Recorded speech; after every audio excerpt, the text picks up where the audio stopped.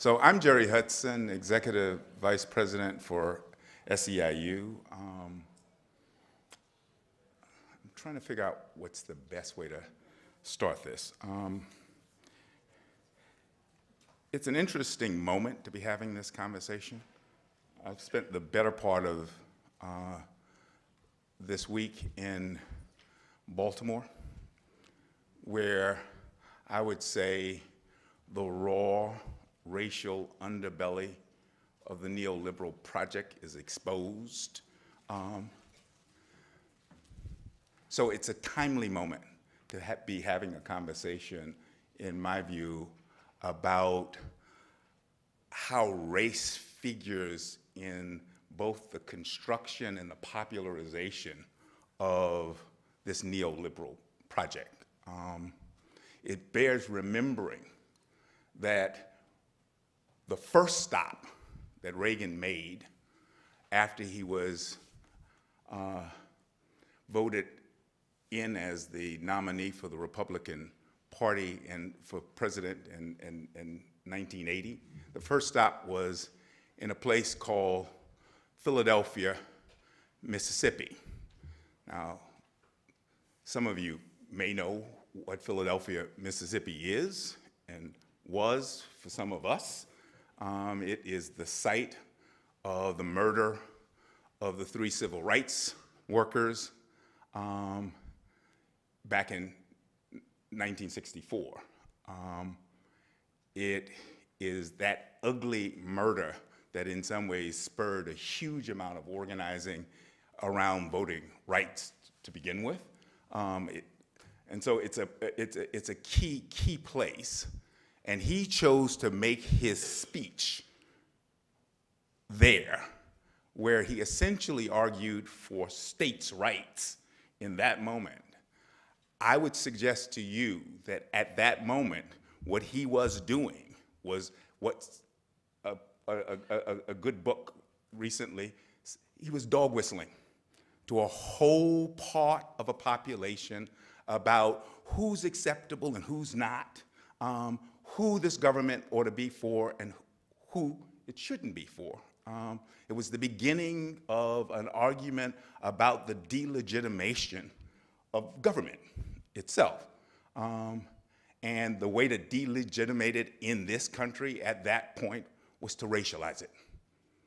The project itself, from its inception, was deeply racialized and conditioned race as a part of its popularization.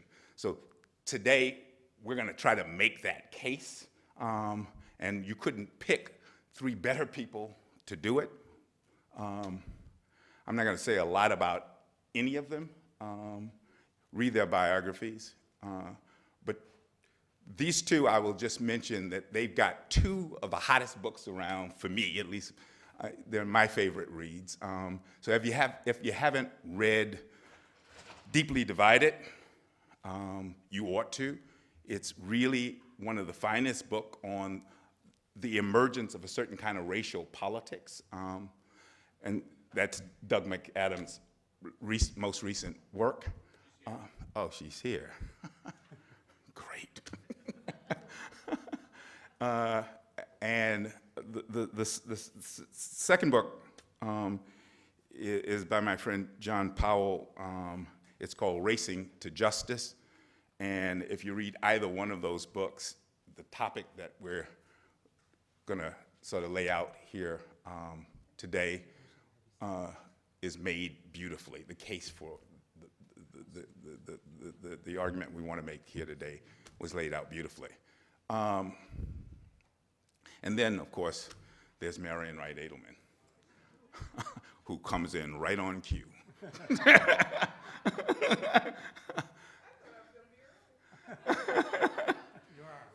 You are. I wouldn't dare try to do a long introduction of Marian Wright Edelman. I will say this. You know that she's the founder and the head of CDF. But in our offices at SEIU, as soon as she enters the building, there's a kind of hush And, and what quickly happens is the security people downstairs will call up and say, Miss Wright Edelman is on her way up.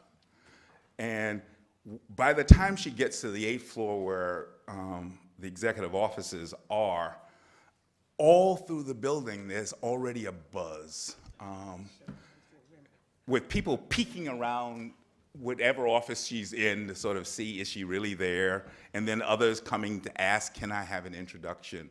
So special do we believe her leadership to be, and so dear a friend is she, that that's the effect she almost always has in the building when she arrives. When she asked me, what should I talk about? I said, anything you want.